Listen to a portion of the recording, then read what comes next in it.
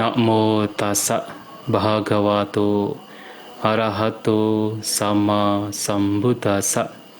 Namo tassa bhagavato arahato sama sambuddhassa.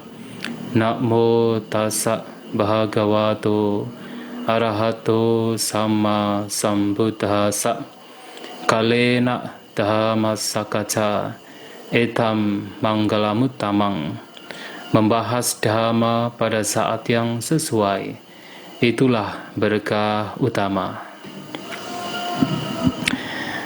Yang saya hormati para Romo Ramani yang hadir pada acara malam hari ini, yang berbahagia Bapak, Ibu, Saudara, Saudari sekalian, selamat malam semuanya, terpujilah Sang Buddha, Namo Buddhaya. Ya, malam hari ini sesuai dengan apa yang telah dijadwalkan, bahwa tema yang akan disampaikan berkaitan dengan patidana atau persembahan leluhur. Mengapa saya membuat tema demikian? Yang tentu tema ini juga diinisiasi oleh panitia, tapi kemudian ada tanda tanya di belakang, ya karena kita masih, terkadang umat Buddha masih bingung tentang patidana dan persembahan leluhur. Apakah keduanya sama atau berbeda, ataukah keduanya ini diizinkan oleh Sang Buddha sesuai dengan Dhamma, atau mungkin salah satu saja yang sesuai dengan Dhamma. Nah, mari kita lihat pembahasan ini, kita bersama-sama membahas ini tentu berdasarkan pada kitab suci, baik Tipitaka maupun kitab komentar.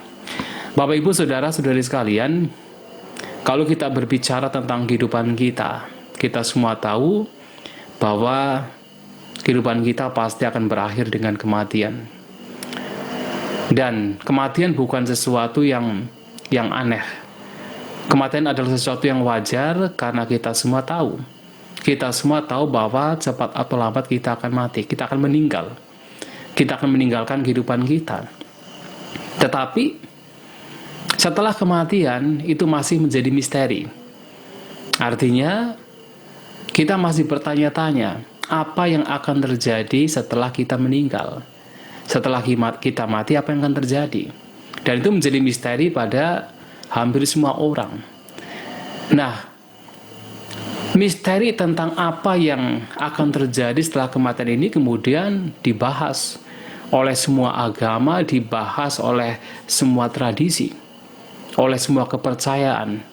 Dan pada umumnya, agama-agama besar maupun kepercayaan-kepercayaan dan bahkan kepercayaan yang sifatnya primitif sekalipun pada umumnya percaya bahwa setelah kematian akan ada kehidupan yang baru. Ketika seseorang meninggal, ia akan melanjutkan kehidupannya di alam setelah kematian, di alam lainnya. Nah, itulah kenapa kalau kita perhatikan bahwa ada banyak tradisi yang di sana mengindikasikan bahwa ada sebuah kepercayaan bahwa setelah seseorang meninggal akan melanjutkan kehidupannya di alam kehidupan lainnya. Walaupun itu bukan agama Buddha.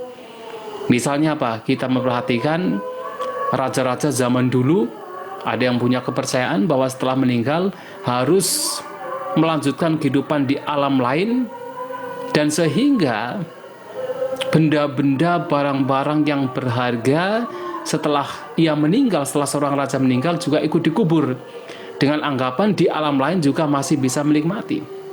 Bahkan ada beberapa penemuan di mana ketika seorang raja meninggal, kemudian bahkan pelayannya, bahkan selir-selirnya juga ikut dikubur, dengan anggapan bahwa nanti di kehidupan mendatang mereka juga akan masih melayani sang raja. Nah, sehingga di sini banyak kepercayaan agama umumnya percaya beranggapan bahwa setelah kematian akan ada kehidupan yang lain. Dan dari sinilah kemudian berbagai macam upacara, berbagai macam persembahan, berbagai macam hal yang tujuannya adalah untuk memberikan keselamatan, memberikan kedamaian, memberikan yaitu hal yang baik kepada mereka yang telah meninggal, itu dilakukan. Nah, dalam hal ini, dalam agama Buddha juga sama. Dalam agama Buddha kita mengenal istilah patidana, yang artinya adalah pelimpahan jasa. Nah, patidana ini juga sebenarnya diajarkan oleh Sang Buddha itu atas dasar karena agama Buddha, ajaran Sang Buddha percaya bahwa setelah kematian masih akan ada kelahiran. Setelah seseorang meninggal akan melanjutkan kehidupan di alam lain, maka muncullah patidana. Dan sebenarnya apa itu patidana? Nah, patidana adalah pelimpahan jasa yang dalam prakteknya seseorang yang masih hidup di alam manusia ini melakukan kebajikan, yang biasanya kebajikan ini kalau zaman Sang Buddha biasanya berdana. Walaupun sekarang kita tahu bahwa kebajikan apapun bisa dilimpahkan, tetapi umumnya adalah berdana, melakukan kebajikan dengan berdana, memberikan persembahan kepada orang tertentu atau kepada biku, kepada sangga. Nah, kemudian kebajikan tersebut dilimpahkan untuk sanak keluarga yang telah meninggal dunia. Nah, diceritakan mereka yang meninggal dunia dan terlahir di alam peta, terlahir di alam yang dikenal sebagai, kalau di Indonesia dikenal sebagai alam hantu. Nah, mereka bisa menerima persembahan kebajikan yang keluarga masih hidup ini melakukan. Nah, latar belakang keberadaan patidana di sini dilatar belakangi dengan cerita Raja Bimbisara. Jadi seperti yang kita ketahui bahwa tidak lama setelah Sang Buddha mencapai kebuddhaan, lantas beliau membabarkan dhamma kepada Pancawagya, kepada Yasa dan teman-temannya. Dan pada saat Sang Buddha mengirimkan misionaris yang pertama, para bante, para biku untuk membabarkan dhamma, beliau sendiri pergi ke daerah di mana Kassapa bersaudara yang merupakan para pertapa yang di bawah Raja Bimbisara di daerah Magadha berada.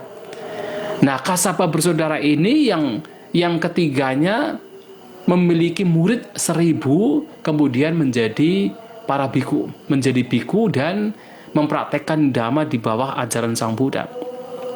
Nah, suatu kali ketika mereka melakukan perjalanan menuju ke Magadha, nah bertemu dengan Raja Bimbisara. Yang sebenarnya Raja Bimbisara ini pernah bertemu dengan Sang Buddha ketika Sang Buddha masih sebagai seorang bodhisattva.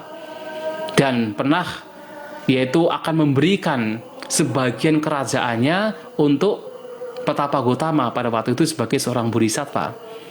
Nah, bertemu dengan Sang Buddha kemudian mendapatkan dhamma, mendapatkan wejangan dari Sang Buddha mencapai kesucian Sotapanna, dan bahkan beserta dengan yaitu banyak pengikut Raja Bimbisara juga mencapai kesucian Sotapanna.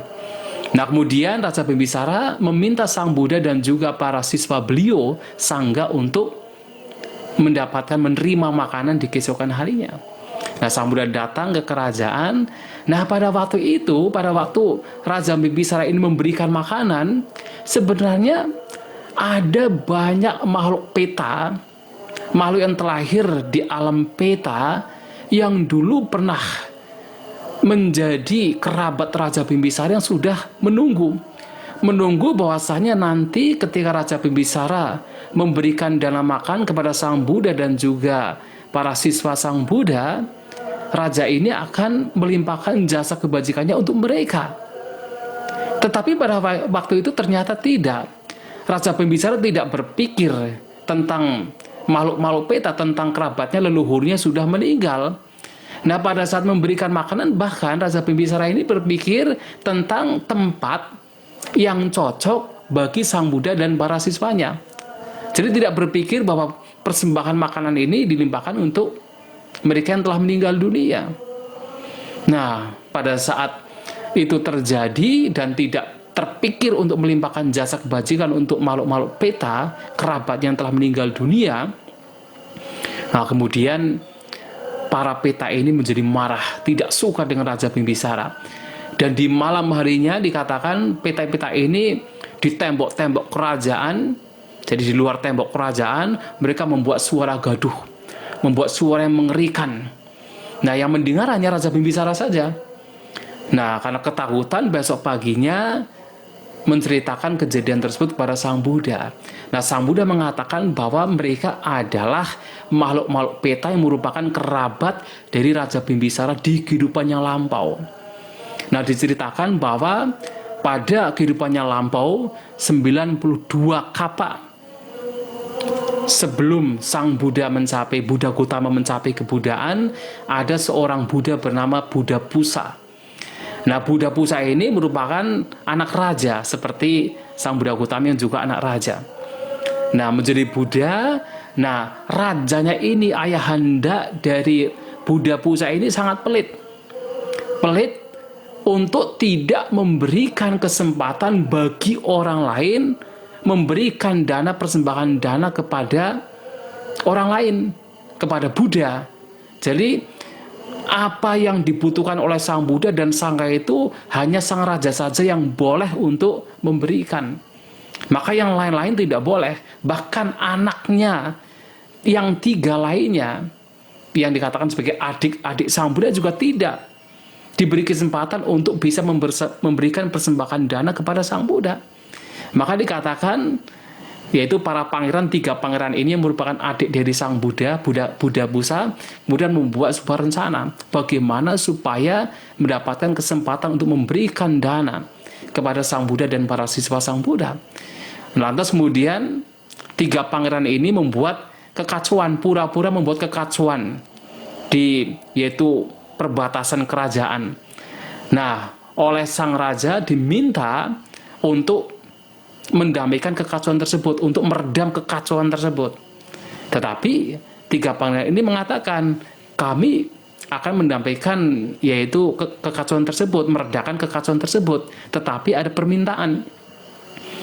Kalau bisa meredam, ada permintaan, boleh tidak kami memberikan persembahan dana makanan kepada Sang Buddha dan para siswa beliau selama 7 tahun. Oleh rajanya tidak boleh. Kemudian mereka bargaining, akhirnya diperbolehkan memberikan dana makanan selama 3 bulan ketika Sang Buddha Pusa dan para siswa Sang Buddha, yaitu Sangha, sedang melakukan masa wasa. Seperti sekarang yang sedang kita lakukan, para Bante sudah sedang melakukan atau sudah menghabiskan masa wasa. Nah, kemudian setelah mereka mampu meredakan yaitu kekacauan yang sebenarnya mereka buat sendiri, akhirnya mereka mempunyai kesempatan untuk memberikan persembahan dana makanan kepada Sang Buddha dan para siswanya. Nah, dalam perjalanan memberikan dana makan selama 3 bulan ini, ada orang-orang yang sebenarnya tidak baik, yang punya perilaku yang buruk, juga ikut berada di sana, ikut pura-pura untuk mempersembahkan dana makan. Mereka bekerja di sana pura-pura, tetapi mereka justru mencuri makanan, mencuri dana makanan yang seharusnya dipersembahkan untuk Sang Buddha dan para siswanya. Tetapi dalam persembahan dana makan yang 3 bulan ini juga tidak ada masalah. Tetapi ada beberapa orang yang demikian melakukan kejahatan demikian, mencuri makanan yang seharusnya dipersembahkan untuk Sang Buddha dan Sangha. Nah, sebagai akibatnya mereka selama berkalpa-kalpa dikatakan terlahir di alam neraka. Nah, kemudian pada zaman yaitu Buddha Kasapa, jadi sebelum Sang Buddha Gautama ada Buddha Kasapa, mereka terlahir sebagai peta. Nah, mereka melihat sendiri, oh ternyata kalau terlahir sebagai peta, kalau keluarga dari peta itu melakukan kebajikan, kemudian dilimpahkan kepada peta, peta itu mendapatkan kebahagiaan. Bahkan ada yang kemudian terlahir di alam surga. Lantas mereka mendatangi yaitu Buddha Kasapa dan bertanya, apakah kami juga bisa mendapatkan patidana, mendapatkan pelimpahan jasa dari keluarga kami? Nah, Buddha Kasapa mengatakan, oh bisa, tetapi tidak sekarang. Nanti suatu saat ketika di masa mendatang ada muncul seorang Buddha bernama Buddha Gautama, ada salah satu kerabat, itu Raja Bimbisara yang nanti akan memberikan patidana kepada kalian semua.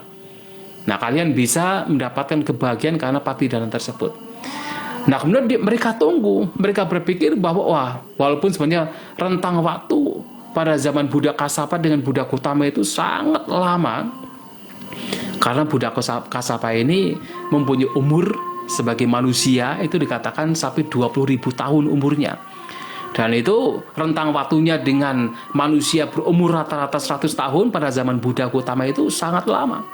Tetapi oleh peta-peta ini berpikir itu seperti kalau kita berpikir besok akan mendapatkan makanan yang enak, akan mendapatkan sesuatu yang berharga.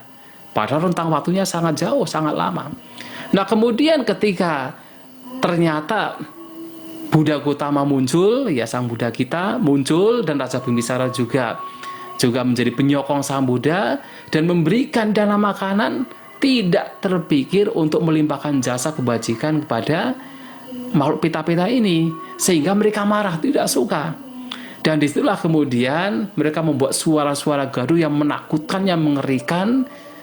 Nah, Raja Bimbisara menceritakan kepada sang Buddha. Nah, sang Buddha menceritakan kejadian tersebut.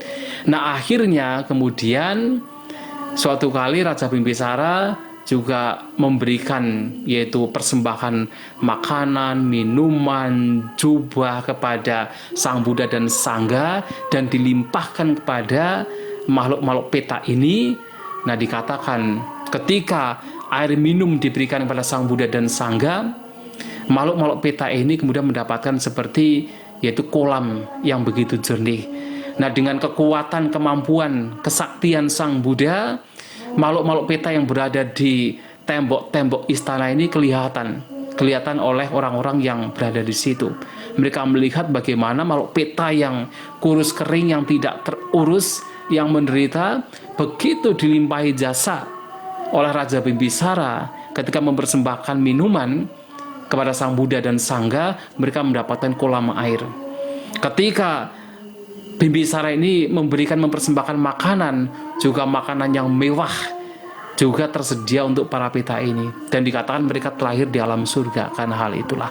Nah, itulah yang menjadi latar belakang mengapa Patidana ini dianjurkan oleh sang Buddha, dianjurkan oleh yaitu Dhamma. Sehingga di sini Patidana memang sesuatu yang dipraktikkan oleh negara-negara Buddhis. Tidak hanya di Indonesia, di Sri Lanka, di Thailand, di Myanmar, Patidana ini dilakukan ya atas dasar yaitu cerita mengenai Raja Bimbisara yang memang ini terdapat di dalam kitab komentar, terutama untuk Kudakapata, kitab komentar Tirokuda Sutta. Nah, kemudian kalau kita melihat di kitab suci lainnya seperti misalnya Sigalowada Sutta dan juga ada Anguttara di sana. Anguttara ini ada sutta namanya Putta Sutta. Di sana memang ada juga pernyataan bahwa Sang Buddha mengatakan bahwa orang tua ini biasanya mempunyai keinginan untuk memperoleh anak itu agar mendapatkan 5 hal. Yang salah satunya adalah Petanang kalangkatanang dakinang anupadasati. Jadi berharap bahwa nanti anaknya ini akan memberikan persembahan yang ditunjukkan untuk makhluk peta, artinya mereka. Jadi setelah mereka meninggal, nanti anak-anaknya ini melakukan patidana. Dengan kata lain melakukan patidana. Nah ini diberikan, ya Sang Buddha mengatakan di dalam Sigalowada Sutta dan juga di dalam Putta Sutta. Sehingga di sini patidana menjadi sebuah hal yang sudah dipraktekkan secara ya generasi ke generasi oleh umat Buddha sejak zaman dulu. Kalau kita mengacu pada kitab komentar Tirokuda Sutta ya sudah sejak zaman Sang Buddha patidana ini dilakukan. Nah tetapi Bapak Ibu Saudara-saudari sekalian, yang menjadi pertanyaan adalah persembahan kepada leluhur. Karena sekarang kita mempunyai yaitu 2 tradisi. Karena kita juga dipengaruhi oleh tradisi, kalau di Jawa, tradisi Jawa, kemudian di Chinese, ya di China juga tradisi Chinese. Yang mana ketika kita melakukan patidana, kita juga tidak lupa memberikan persembahan berupa sesajian. Itu persembahan kepada leluhur. Jadi kalau ada cempeng, ada ulambana, itu biasanya ada persembahan kepada leluhur berupa makanan, berupa sesajian. Nah pertanyaannya adalah apakah persembahan kepada leluhur ini sesuai dengan ajaran Sang Buddha atau tidak? Karena biasanya yang dilakukan adalah patidana. Patidana adalah dengan kita melakukan kebajikan. Melakukan kebajikan yang kemudian dipersembahkan, diatasnamakan kepada leluhur. Nah, sementara untuk sesajian, persembahan kepada leluhur berupa sesajian, ini sesuai dengan ajaran Sang Buddha atau tidak? Nah, dalam hal ini Bapak Ibu Saudara-saudari sekalian, tentu ini masih sangat sesuai. Masih sangat sesuai dengan ajaran Sang Buddha. Jadi ada satu sutanya, ada satu suta yang bisa kita peroleh di dalam Janusoni Sutta. Itu di dalam Majjhima Nikaya. Nah, dalam suta tersebut sebenarnya ada seorang Brahmana bernama Janusoni. Nah, Brahmana ini datang pada Sang Buddha dan mengatakan dalam bahasa Pali ya, Danani Dema Sadani Karoma. Kami para Brahmana ini suka atau biasa memberikan dana, memberikan persembahan. Sadani Karoma, dan kami juga selalu melakukan sada. Nah, sada nanti kan kita jelaskan. Kemudian ketika melakukan itu kami berpikir, idang danang petanang nyati salohitanang upakapatu, idang danang petak nyati salohita paribunjantu. Jadi kami berpikir semoga persembahan ini, pemberian ini, idang danang juga melimpah kepada kerabat keluarga yang telah meninggal dunia, kepada leluhur. Dan semoga mereka, kerabat keluarga yang telah meninggal dunia, menikmati persembahan ini. Nah, kemudian kita harus tahu yang dimaksud dalam persembahan ini itu apa. Nah, para Brahmana ini sebenarnya punya tradisi. Punya tradisi yang disebut sebagai sadha. Maka sadhani karoma. Dalam bahasa Pali, sadhani karoma dari kata sraddha. Nah, dalam ajaran Brahmana, bahasa Sanskerta, sadha ini adalah sraddha. Nah, yang dimaksud dengan sraddha, melakukan sraddha, itu adalah memberikan sesajian. Memberikan sesajian kepada leluhur berupa makanan. Memberikan sesajian berupa makanan kepada leluhur. Sehingga pertanyaannya adalah apakah sesajian ini itu bisa diterima oleh leluhur atau tidak. Nah, ketika mereka melakukan sraddha, kalau di Jawa itu ada upacara namanya nyadran. Itu juga sama. Juga memberikan sesajian untuk leluhur, nyadran. Nah, kemudian dalam ajaran Brahmanisme, ya dalam ajaran Hindu itu ada namanya sraddha. Nah, apakah persembahan sesajian ini bisa diterima oleh leluhur atau tidak? Ini pertanyaan yang diberikan Brahmana Janusoni kepada Sang Buddha. Sang Buddha mengatakan, ada makhluk-makhluk yang ketika hidup sebagai manusia melakukan berbagai macam kejahatan. Membunuh, mencuri, berzina, berbohong, kemudian melakukan suka mengucapkan kata-kata kasar, fitnah, gosip yang tidak bermanfaat, punya yaitu nafsu ragawi yang besar, punya kebencian yang besar, punya pandangan salah. Dan ketika meninggal, mereka terlahir di alam neraka. Nah, makhluk-makhluk yang makan dari makanan alam neraka ini tidak bisa mendapatkan, tidak bisa menikmati yaitu persembahan ini, tidak bisa menikmati sesajian ini, tidak bisa menikmati dana ini. Artinya mereka tidak bisa menikmati sesajian yang dipersembahkan oleh yaitu manusia. Yang pertama. Yang kedua, ada makhluk-makhluk atau ada manusia yang suka melakukan kejahatan seperti yang tadi disebutkan, membunuh, mencuri, berzina, berbohong, gosip, suka fitnah, ya punya abija itu semacam keserakahan yang besar, kebencian yang besar, dan juga punya pandangan salah. Dan ketika meninggal terlahir di alam binatang. Nah, ini juga tidak bisa mendapatkan yaitu katakan sesajian, tidak bisa mendapatkan sesajian. Nah, kemudian juga makhluk-makhluk yang terlahir di alam dewa itu juga dikatakan tidak mendapatkan sesajian. Tetapi dalam khotbah ini Sang Buddha mengatakan bahwa mereka yang dalam kehidupan sebagai manusia melakukan kejahatan, banyak kejahatan, dan terlahir sebagai makhluk peta, terlahir di alam peta, dalam bahasa Inggris hungry ghost, atau makhluk hantu kelaparan, nah mereka bisa mendapatkan sesajian yang diberikan. Nah, sehingga di sini sesajian ini ternyata kalau kita mengacu kepada Januk Soni Sutta ini, sesajian yang dipersembahkan itu bisa dinikmati oleh mereka yang terlahir di alam peta. Nah, kemudian Brahmana Januk Soni mengatakan, lah kalau misalnya ternyata kerabat keluarga kita ini tidak ada yang terlahir di alam peta. Maksudnya yang kerabat yang sekarang dalam kehidupan sekarang, mungkin orang tua kita, saudara kita, anak kita tidak terlahir di alam peta. Apakah persembahan yang kita berikan ini akan dapat dinikmati? Dan Sang Buddha mengatakan, kalau keluarga yang sekarang tidak terlahir di alam peta, mungkin mereka terlahir di alam surga semua, masih ada keluarga-keluarga di kehidupan yang lampau yang ada yang terlahir di alam peta. Nah, kemudian Januk Soni mengatakan, tetapi kalau keluarga-keluarga yang lampau itu tidak ada yang terlahir di alam peta, lantas bagaimana? Sang Buddha mengatakan tidak mungkin. Dalam perjalanan kehidupan yang begitu panjang, begitu lama, tidak mungkin. Tidak ada satu kerabat pun yang tidak terlahir di alam peta. Pasti ada. Dan mereka akan mendapatkan kebahagiaan ketika kita memberikan sesajian kepada mereka. Nah, itu dikatakan demikian. Nah, sehingga di sini sesajian juga masih diperkenankan. Dan itulah kenapa di dalam khotbah lain dikatakan bahwa seorang perumah tangga itu memiliki lima yaitu tugas kewajiban. Jadi setelah mendapatkan kekayaan dengan cara yang benar, dengan cara yang baik, maka mereka masih hendaknya melakukan kebajikan dengan cara melakukan 5 hal.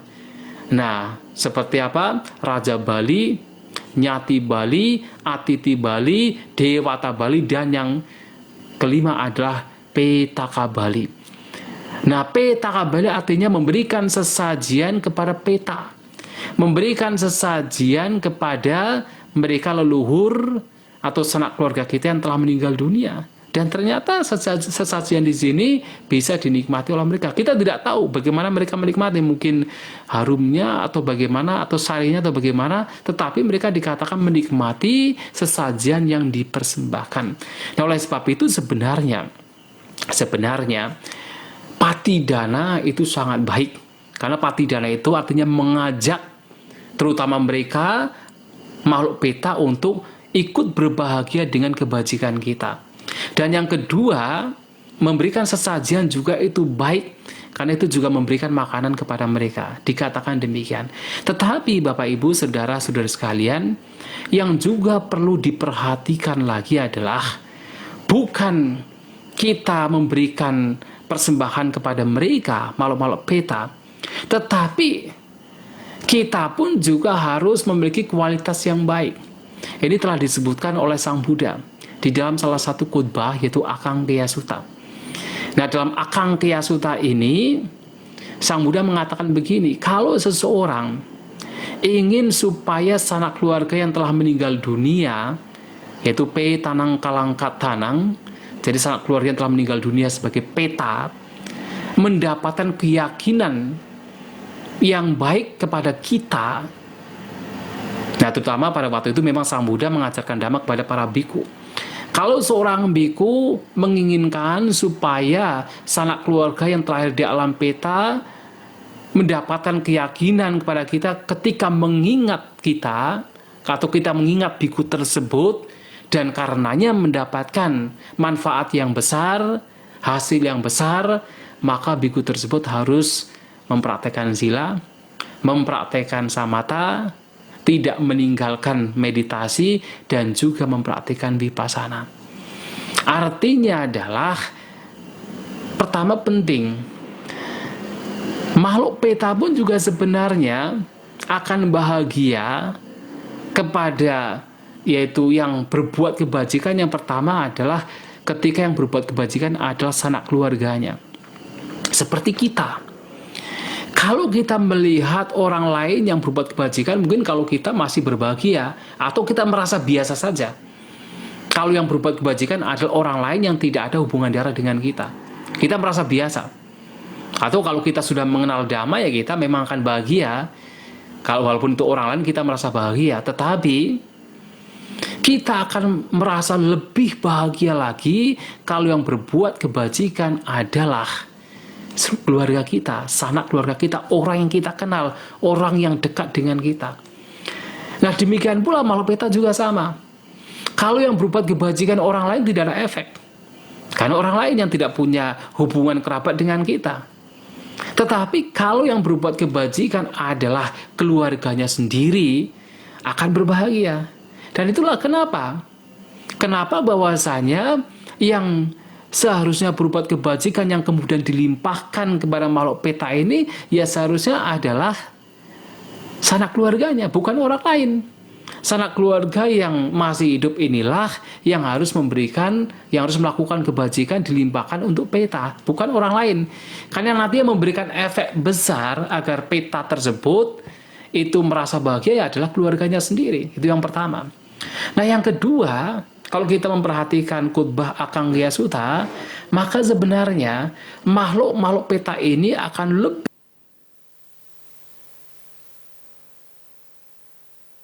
yang masih hidup inilah yang harus memberikan, yang harus melakukan kebajikan dilimpahkan untuk peta, bukan orang lain. Karena yang nantinya memberikan efek besar agar peta tersebut itu merasa bahagia ya adalah keluarganya sendiri. Itu yang pertama. Nah, yang kedua, kalau kita memperhatikan khotbah Akang Gya Sutta, maka sebenarnya makhluk-makhluk peta ini akan lebih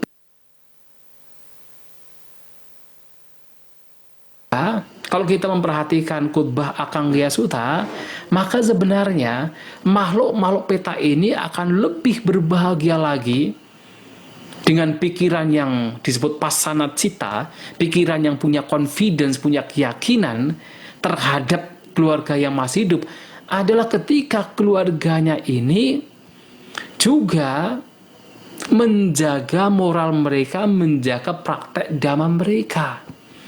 Nah, artinya apa? Kalau makhluk-makhluk peta ini melihat kok keluarganya itu mempunyai moral yang baik, suka bermeditasi, mempraktekkan samatha, mempraktekkan vipassana, mempraktekkan dhamma dengan baik, mereka akan punya keyakinan.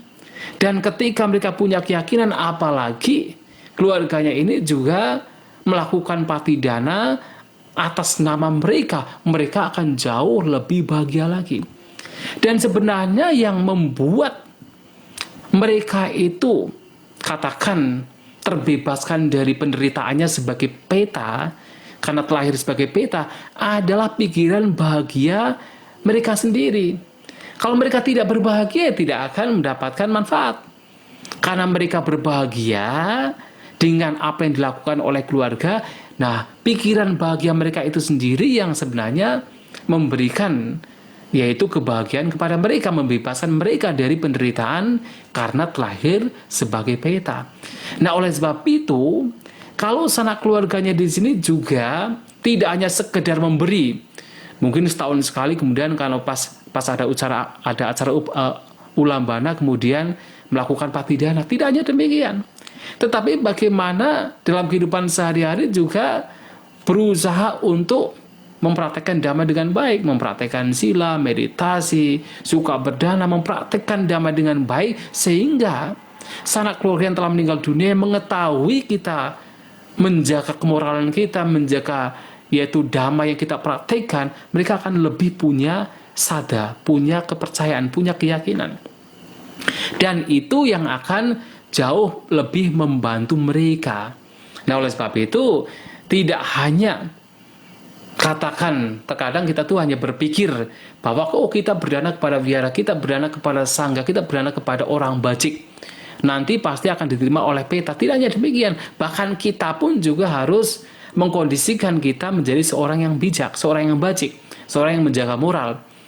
Nah, sehingga di sini akan lebih membantu makhluk peta yang membutuhkan bantuan dari kita. Nah, itulah Bapak Ibu Saudara-saudari sekalian, artinya yang pertama patidana itu juga penting karena memberikan kebahagiaan secara batin. Tapi tidak hanya patidana, tetapi kita pun juga sesuai dengan anjuran Sang Buddha juga menjaga kemoralan kita, menjaga praktek dhamma kita, sehingga sanak keluarga yang terlahir dalam peta juga mendapatkan keyakinan. Dan ketika kita melakukan sesuatu atas nama mereka, akan lebih yakin lagi, akan lebih bahagia lagi.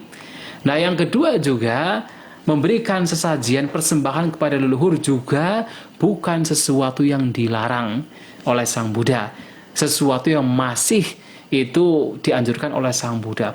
Bahkan sesajian di sini tidak hanya kepada peta, sesajian kepada para dewa pun juga masih dianjurkan oleh Sang Buddha.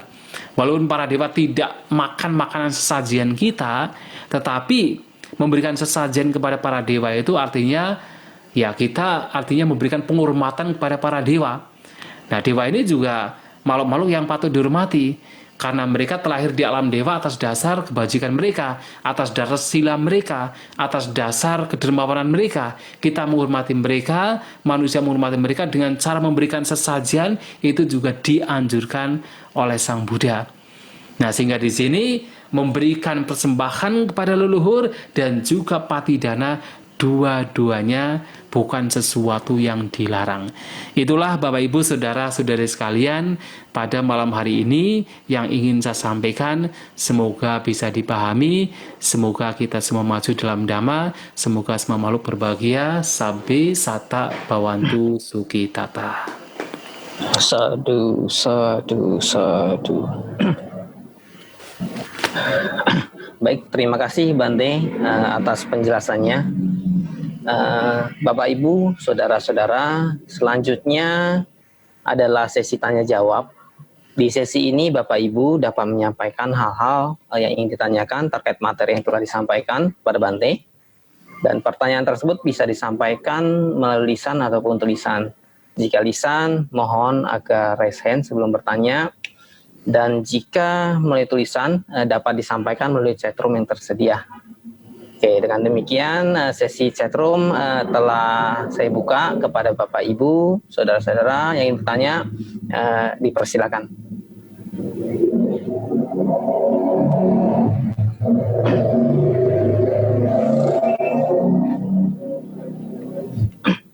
Malam Bante. Ya. Sambil menunggu pertanyaan, mungkin saya bertanya dulu, Bante. Oh ya, silakan, silakan. Tadi dikatakan hanya makhluk dari alam peta yang bisa menerima jasa, Bante. Kenapa demikian, Bante? Ya, itu oleh Sang Buddha dikatakan bahwa makhluk-makhluk ini memang mendapatkan makanan dari itu, makanan dari persembahan sesajen yang diberikan oleh manusia. Itu di dalam yaitu Janusoni Sutta. Nah, mereka karena mendapatkan makanan dari, memang makanan mereka itu dari situ, maka ketika memang diberi sesajian persembahan, mereka bisa menikmatinya. Itu dalam khotbah tersebut. Tetapi kalau yang lain tidak bisa. Jadi seperti misalnya makhluk dari alam neraka tidak bisa, makanan mereka berbeda. Kemudian juga makhluk binatang juga caranya juga berbeda. Dan yang dewa juga berbeda. Makanya kalau dewa pun walaupun sesajian, itu namanya Dewata Bali, yaitu sesajen kepada para dewa ini juga oleh Sang Buddha dianjurkan, artinya tidak dilarang bagi para berumah tangga untuk melakukan, ya walaupun mereka tidak makan makanan dari sesajian, tetapi karena itu atas dasar yaitu respect, hormat, atau katakan ya mengakui keberadaan mereka bahwa mereka itu ada, yaitu itu masih dianjurkan oleh Sang Buddha. Nah, itu mengapa demikian, mengapa hanya makhluk peta yang bisa mendapatkan sesajian dari yaitu sada atau serada dalam bahasa Sanskerta yang dilakukan oleh kaum Brahmana. Ya, demikian ya. Baik, Bante. Ya. Oke, sambil menunggu lagi Bante. Tadi ini sudah ada yang bertanya Bante melalui chatroom. Yang pertama dari Ibu Kartini Kwan. Oke, saya bacakan nih Bante. Malam Bante, ada 3 pertanyaan dari saya. Yang pertama, apakah dibutuhkan frekuensi gelombang yang sama dengan para makhluk peta sehingga patidana bisa diterima? Yang kedua, jika semasa hidupnya menjadi seorang samana, apakah bisa terlahir di alam tidak bahagia? Kemudian yang ketiga, bolehkah Bante memberikan contoh kalimat doa saat pelimpahan jasa? Terima kasih Bante. Mungkin ini dulu Bante. Silakan Bante. Ya tentu gelombang yang sama di sini lebih mengacu kepada, ya itu dibutuhkan gelombang yang sama, tetapi lebih mengacu kepada bahwa mereka itu sanak keluarga kita. Artinya bukan sanak keluarga yang lain. Jadi sanak keluarga kita. Bahwa yang meninggal dunia adalah sanak keluarga kita dan kita tuh melimpahkan jasa kepada mereka. Atau sanak keluarga kita yang meninggal di alam peta, di alam yaitu hantu kelaparan ini, itu dilimpahi jasa oleh sanak keluarga mereka, bukan kita, tapi sanak keluarga mereka. Nah, seperti yang tadi saya sebutkan bahwasanya kalau yang melimpahkan jasa itu sanak keluarga yang lain, itu tidak ada efek karena tidak ada kelekatan. Seperti kita, kalau kita melihat orang lain yang berbuat kebajikan, ya mungkin biasa saja. Tetapi kalau yang membuat kebajikan adalah keluarga kita, orang yang dekat dengan kita, nah di situ kita akan merasa dampaknya, kita akan ikut bahagia. Nah jadi gelombang yang sama ini lebih mengacu kepada karena sanak keluarga masih punya kerabat.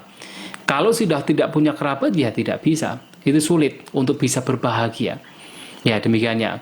Kemudian yang kedua, apakah setelah menjadi samana, semasa dia jadi samana itu bisa terlahir di alam yang tidak? Oh sangat bisa. Jadi walaupun sudah menjadi seorang biku, seorang samera, kalau misalnya melakukan berbagai kejahatan ya masih bisa terlahir di alam menderita. Banyak contohnya pada zaman Sang Buddha. Contoh yang paling terkenal ya seperti misalnya Devadatta. Ya Devadatta ini seorang biku yang sebenarnya awalnya itu punya sila yang baik, bahkan bisa mencapai pencapaian jhana. Tetapi dia melakukan kejahatan. Jadi ingin menjadi pemimpin sangga, bahkan sampai melukai Sang Buddha, memecah belah sangga. Nah, sehingga karena kejahatannya bahkan dia terlahir di alam neraka dan sangat lama di alam neraka. Atau dalam cerita lain ada juga seorang biku yang dia itu mendapatkan jubah yang baru, jubah yang bagus. Nah, ketika dia sedang suka-sukanya dengan jubahnya, melekat dengan jubahnya, malah dia meninggal. Ketika dia meninggal, dia terlahir sebagai kutu-kutu jubah. Ya, itu walaupun hanya 1 minggu, tetapi sebagai kutu jubah. Nah, kalau kita melihat khotbah-khotbah lain, seperti ada satu, yaitu Sangyutta Nikaya. Itu di dalam Sangyutta Nikaya, itu namanya Lakkhana Sangyutta. Jadi kalau Bapak Ibu tuh pernah pergi ke India, ke Gijakuta, nah itu di lembah Gijakuta, kalau di dalam suta-suta itu dikatakan banyak makhluk petanya di lembah Gijakuta. Nah, lembah-lembah yang kalau dekat Rajagaha, dekat Wiluwana kita akan naik ke Gijakuta, perbukitan. Lembahnya itu dikatakan banyak makhluk petanya. Nah di sana Bhante Mahamoggallana dengan Bhante Mahalakkhana, nah ketika berpindah patah pas di lembah biasanya Bhante Mahamoggallana melihat peta.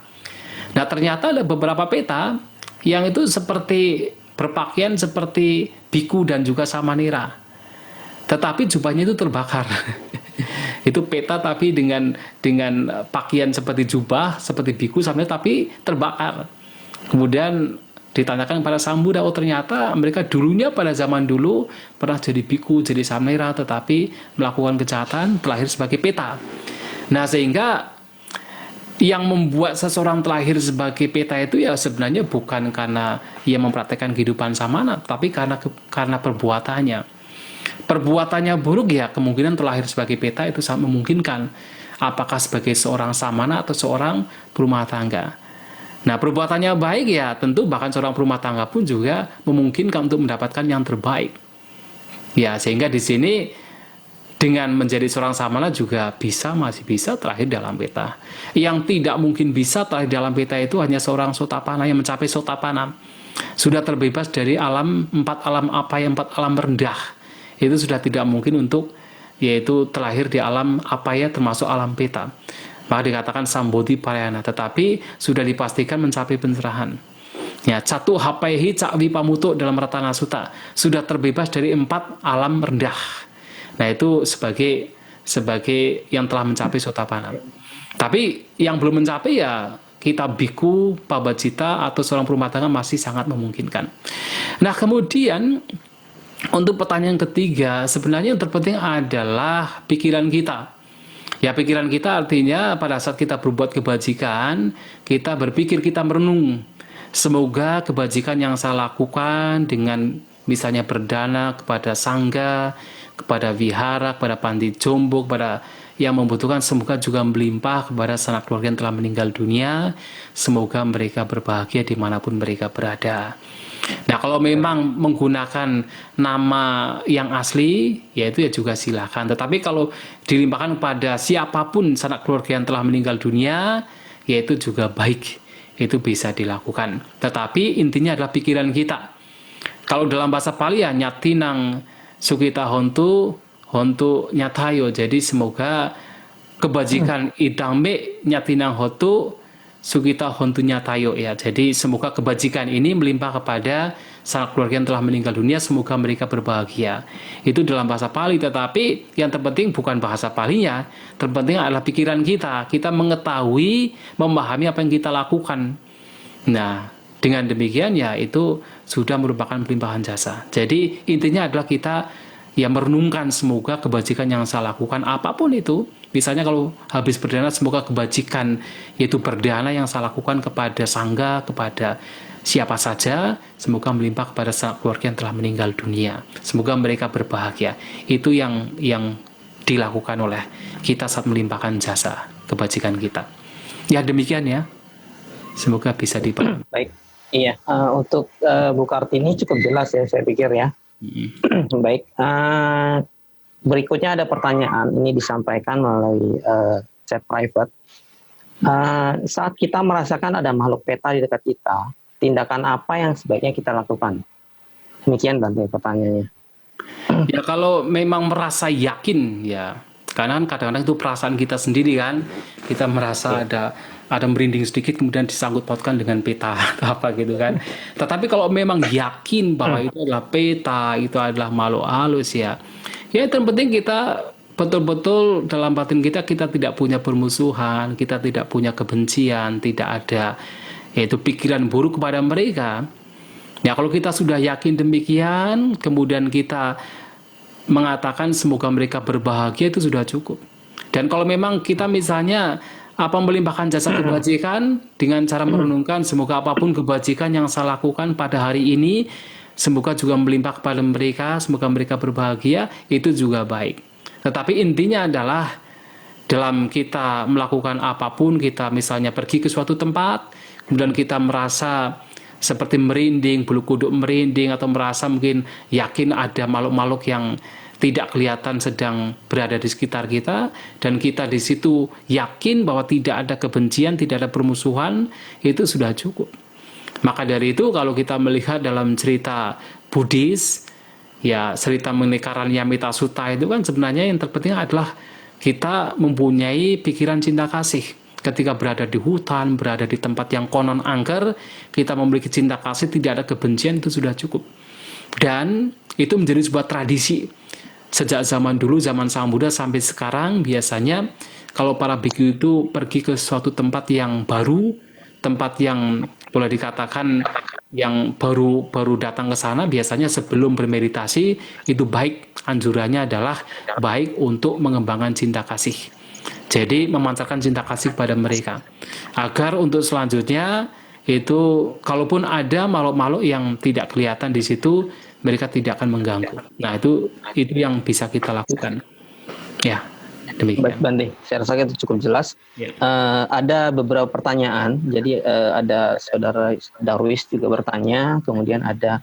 Tapi sebelumnya Fiona Saudari sepertinya ini Bante. Fiona Charlotte ya, Resen ingin bertanya mungkin. Selamat malam Pak. Silakan. Ya, selamat malam. Saya punya 2 pertanyaan.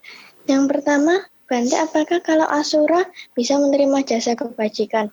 Yang kedua, persembahan kepada leluhur seperti apa yang diperbolehkan dan apakah ada yang dilarang? Terima kasih Bante. Iya. Kalau makhluk Asura itu kan sebenarnya ada 2. Asura itu ada 2 jenis. Asura yang adalah sebenarnya dewa. Jadi seperti pada zaman Sang Buddha itu namanya dewa Asura Vipaciti, kemudian Asura Rahu, itu adalah dewa. Dewa yang karena mereka jahat, jadi Asura itu dari kata A dan Sura. Sura itu artinya dewa. A itu bukan dewa. Sebenarnya mereka dewa, tetapi karena mereka jahat maka disebut Asura. Nah, Asura seperti Vipaciti, Rahu ini ya kita bisa melimpahkan jasa kebajikan kita. Bisa dilimpahkan, tetapi itu tidak memberikan efek dampak seperti kalau kita melimpahkan jasa kebajikan kepada makhluk peta. Nah, seperti apa? Seperti begini. Kadang-kadang kita melakukan kebajikan, kemudian kita mengatakan kebajikan yang saya lakukan ini saya lakukan atas nama orang tua. Nah, orang tua yang mendengar, orang tua yang masih hidup yang mendengar, oh, anak saya melakukan kebajikan untuk saya, atas nama saya, mereka bahagia. Mereka bahagia. Nah, kita pun juga sama. Kita melakukan kebajikan, kemudian melimpahkan kepada dewa, mereka juga bahagia. Makanya kan dalam Etawata kan salah satunya kepada para dewa. Etawata ca'amei sambatang punya sambadang sampai dewa numudantu. Nah, itu kan melimpahkan jasa kebajikan kepada para dewa. Nah, Asura di sini mengacu pada dewa. Tetapi ada Asura yang memang termasuk kelahiran di alam rendah. Salah satunya Asura namanya Kalanjika Asura. Itu alam rendah. Dan mereka tidak bisa mendapatkan persembahan, itu patidana dari manusia. Hanya peta yang bisa mendapatkan persembahan, sesajian, bahkan dewa masih bisa mendapatkan. Kemudian yang kedua, pertanyaan kedua, sesajian seperti apa yang patut untuk dipersembahkan? Kalau kita mengacu pada ajaran Sang Buddha, nah Sang Buddha itu sebenarnya masih menganjurkan atau katakan masih bersikap toleran terhadap mereka yang melakukan sesajian atau persembahan. Nah, jadi suatu kali ada beberapa orang yang akan melakukan yaitu upacara dengan melibatkan berbagai macam pembunuhan. Jadi banyak binatang yang dibunuh kemudian digunakan untuk sesajian. Nah, Sang Buddha mendengar hal itu kemudian mengatakan, kalau di dalam upacara tersebut melimpahkan yaitu berbagai pembunuhan makhluk hidup, maka para bijaksanawan tidak akan menghadiri upacara tersebut. Artinya tidak akan hadir di situ. Artinya dengan kata lain itu tidak diperkenankan. Tetapi kalau dalam upacara tersebut ternyata tidak melibatkan pembunuhan makhluk hidup, bahkan para bijaksanawan masih bisa menghadiri upacara tersebut. Nah, dari sini kita bisa menengarai, bisa mengatakan, menyimpulkan bahwa kalau dalam persembahan sesajen itu tidak melibatkan pembunuhan makhluk hidup, ya itu baik. Maka kalau kita misalnya membuat sebuah persembahan sesajian, baik kalau kita tidak kemudian membunuh. Tidak kemudian membunuh ayam, membunuh kambing, sapi, membunuh babi, tidak. Kalau memang kita merasa kok tidak nyaman karena biasanya kita itu mempersembahkan daging, ya cobalah untuk menggantinya dengan misalnya membeli daging yang sudah ada. Tapi tidak perlu order. Tidak perlu kemudian kita ke tempat penjagalan kemudian mengatakan besok siapkannya dua kambing, tidak perlu. Kita datang ke sana kalau sudah ada sudah dibeli. Nah, untuk persembahan sesajian itu masih oke karena tidak membunuh. Tetapi kalau misalnya sesajen di sini kok tidak ada yaitu melibatkan pembunuhan, itu yang justru dianjurkan oleh Sang Buddha. Bahkan dikatakan kalau di dalam sesajen tersebut tidak melibatkan pembunuhan, bahkan para dewa pun juga turut berbahagia. Jadi terkadang di tempat-tempat tertentu kita terbiasa misalnya melakukan sesajen dengan membunuh. Nah, dengan berpikir bahwa sing baurekso atau katakan ada makhluk-makhluk penjaga kampung misalnya yang mereka memang akan menerima kalau misalnya kita membunuh hewan tertentu. Misalnya di kampung saya dulu itu setiap suro itu pasti melakukan upacara kurban tumbal dengan membunuh kambing tertentu, namanya kambing kendit. Kambing kendit itu kambing yang tengahnya itu warnanya hitam, tengahnya putih, atau sebaliknya. Jadi semuanya putih, tengahnya hitam. Itu yang dijagal. Nah, itu sebenarnya tidak sesuai dengan ajaran Sang Buddha. Nah, Sang Buddha mengatakan ya, justru kalau dalam persembahan itu tidak melibatkan pembunuhan makhluk hidup, maka mereka para dewa juga ikut berbahagia. Nah, sehingga persembahan yang apa? Ya, kita bisa memberikan persembahan yang sesuai. Kalau misalnya sesajiannya kita pasang dupa, pasang bunga ya. Dupa, bunga, wewangian. Mungkin kalau makanan seperti ya susu, kopi, teh, nah itu masih oke, masih diperbolehkan. Ya, demikian ya. Terima kasih. Terima kasih Bante. Ya, baik. Baik Bante, berikutnya ada pertanyaan dari Saudara Darwis. Malam Bante, apakah jika sanak keluarga kita yang semasa hidup memiliki keyakinan agama yang berbeda, namun ketika mereka telah tiada, kita melakukan tradisi patidana yang ditujukan untuk mereka, apakah mendiang tersebut mampu atau bisa menerima jasa kebajikan tersebut Bante? Ya. Ya, karena semasa hidup mendiang tidak mengenal dhamma. Demikian Bante pertanyaannya.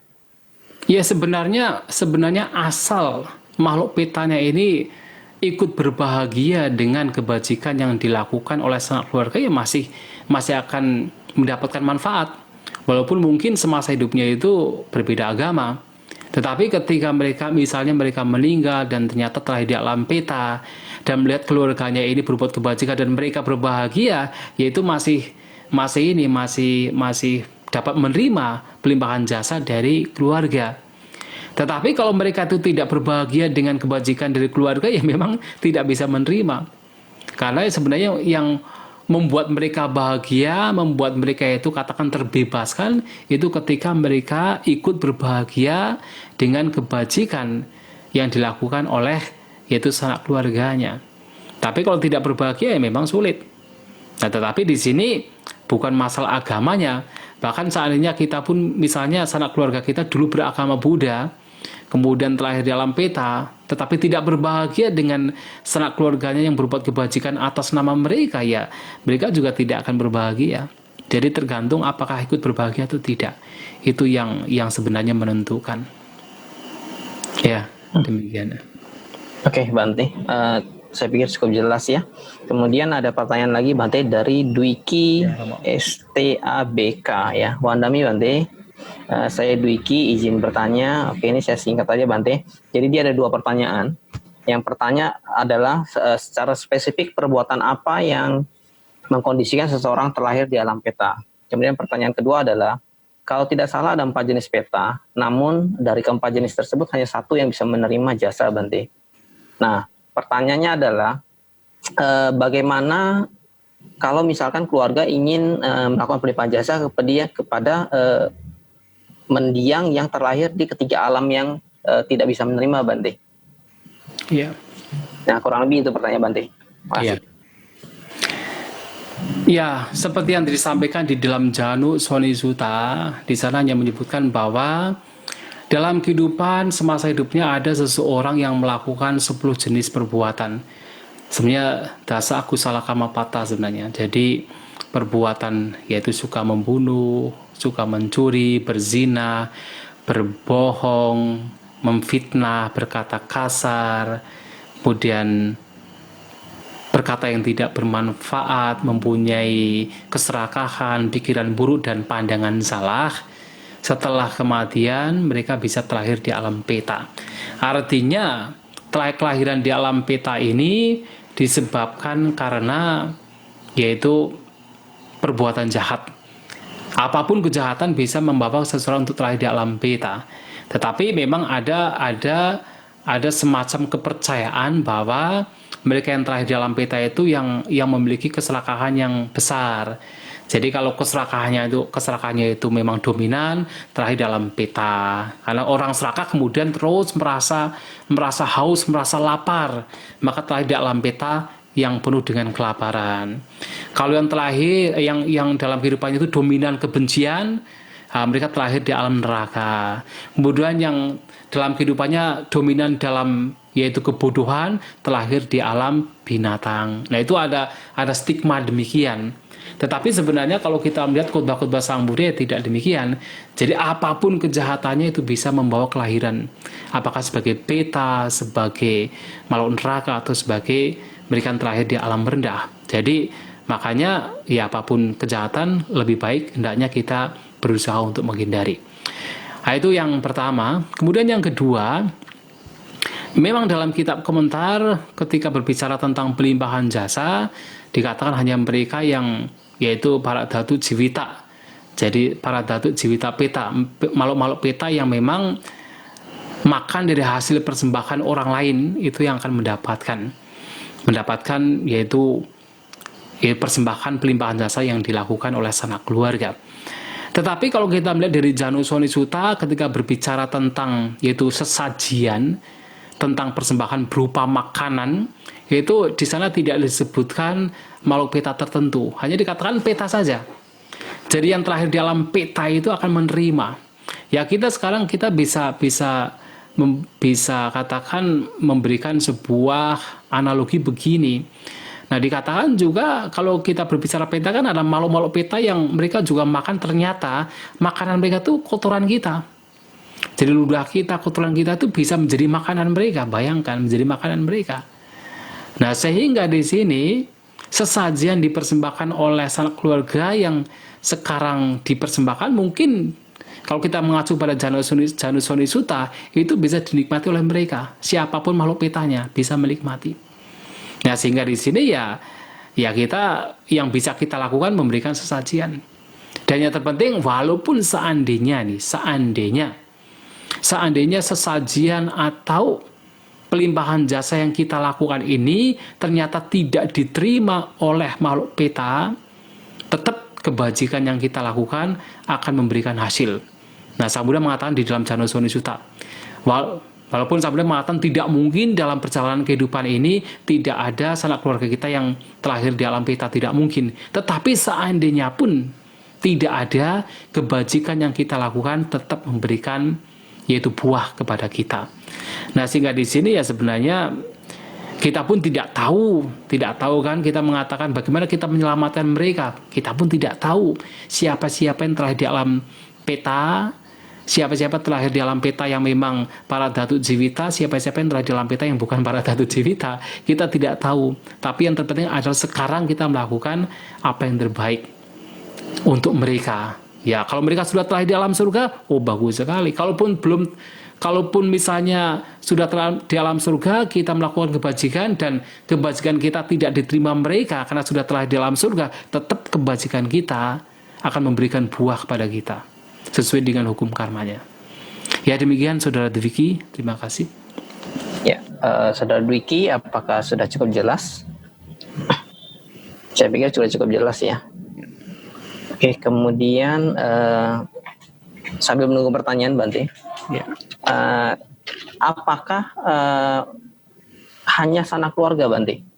Karena kalau kita berbicara mengenai sanak keluarga kan agak perspektifnya apa dari hubungan darah, kemudian apakah dari misalkan dibesarkan walaupun tidak ada hubungan darah, demikian Bante. Iya. Atau misalnya saya punya teman yang dekat sekali gitu ya, tapi tidak ada hubungan keluarga, apakah saya bisa atau tidak bisa?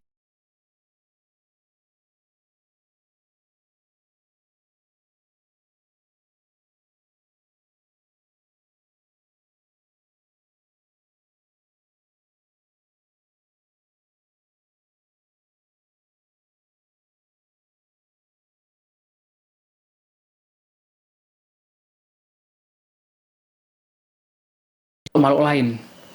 Nah, bahkan Sang Buddha mengatakan bahwa ketika kita melihat seperti manusia yang sekarang kita ini hidup bersama, sangat sulit untuk menemukan manusia yang belum pernah punya hubungan darah dengan kita di masa lampau.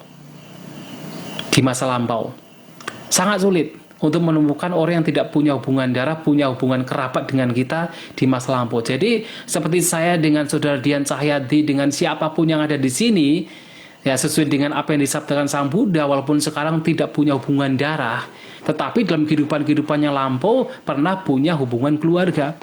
Apakah sebagai anak, sebagai orang tua, sebagai pasangan, dan sebagainya, itu pernah punya hubungan darah. Sehingga kalau kita itu punya kekerabatan yang kuat dengan seseorang, bisa juga. Karena kemelekatan itulah yang membawa orang tersebut datang kepada kita. Nah, misalnya kita punya teman itu melekat dengan kita, walaupun tidak punya hubungan darah, dalam kehidupan sekarang. Mungkin dalam kehidupannya lampau itu sudah punya hubungan darah. Wong kalau kita bicara hukum karma sebenarnya kan orang-orang yang sebenarnya itu melekat dengan kita, yang sekarang kita bersahabat, itu kan memang sudah terjadi tidak hanya pada kehidupan sekarang, kehidupannya lampau juga pernah punya hubungan kekerabatan dengan kita. Nah, sehingga memungkinkan sekali walaupun tidak punya hubungan keluarga, kalau kedekatannya itu kuat, itu bisa memberikan yaitu pelimpahan jasa atau membantu mereka yang terlahir di alam yang tidak baik atau di alam peta dalam hal ini. Ya, demikian ya. Oke, baik. Terima kasih Bante. Oke, rekan-rekan masih ditunggu. Apakah masih ada pertanyaan lagi?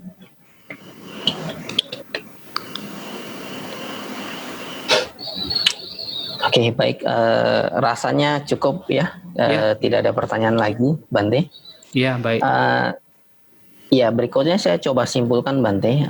Mohon dikoreksi kalau misalnya ada kesalahan nanti, Bante. Iya, baik. Oke, patidana adalah pelimpahan jasa, di mana setelah seseorang melakukan kebajikan tersebut dilimpahkan kepada orang yang telah meninggal.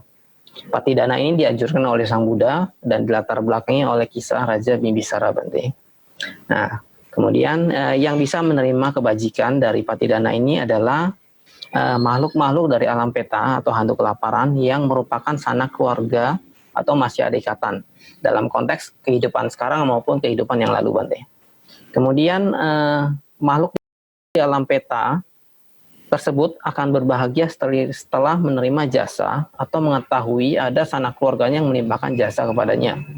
Dan kebahagiaan inilah yang merupakan kebajikan yang akan membantu makhluk peta tersebut. Dan faktor-faktor yang akan mempengaruhi kekuatan atau efek penerimaan jasa atau kebahagiaan dari patidana tersebut antara lain adalah sanak keluarga yang melimpahkan jasa tersebut. Kemudian keluarga yang melimpahkan jasa tersebut memiliki moral yang baik. Ya, itu mengenai patidana. Kemudian mengenai sesajian atau persembahan. Karena dalam patidana ini biasa kan ada percampuran budaya, maka biasa ada sesajian kan. Nah, apakah ini diperkenankan atau tidak? Tadi Bante sudah menjelaskan itu diperkenankan dan tidak bertentangan dengan dhamma.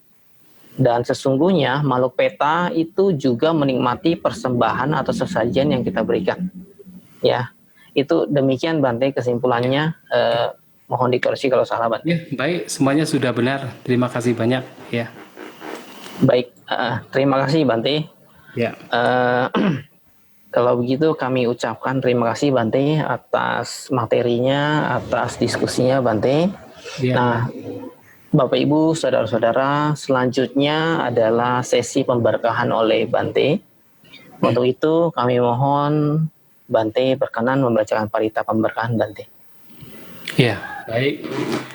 Mari kita bersama-sama untuk terutama melakukan pelimpahan jasa, kebajikan yang telah kita lakukan kepada sanak keluarga yang telah meninggal dunia, kepada leluhur, kepada siapapun. Semoga mereka semua berbahagia dengan kebajikan yang kita lakukan. Ya. Punya siddhani kata sayana nyani kata nime te sanca bhagino hantu satananta pamanaka ye piya gunawanta ca mayang mata pita dayo didhamme capya didawa anye majata verino sattha tiddhandi lokasming te bhumma catuyonika pance kacatuwo kara sangsaranta bhava bhave nyatang ye patidana me anumodantu te sayang ye cimang nappajananti dewa te sang nivedayong maya dinnana punyanang anumodana hetuna sabbe satta sada hontu avera sukha jivino kemma padanca papontu te sasasit jatang subha. Yuk, sadu, sadu, sadu. Baik, terima kasih dan Namo Bante.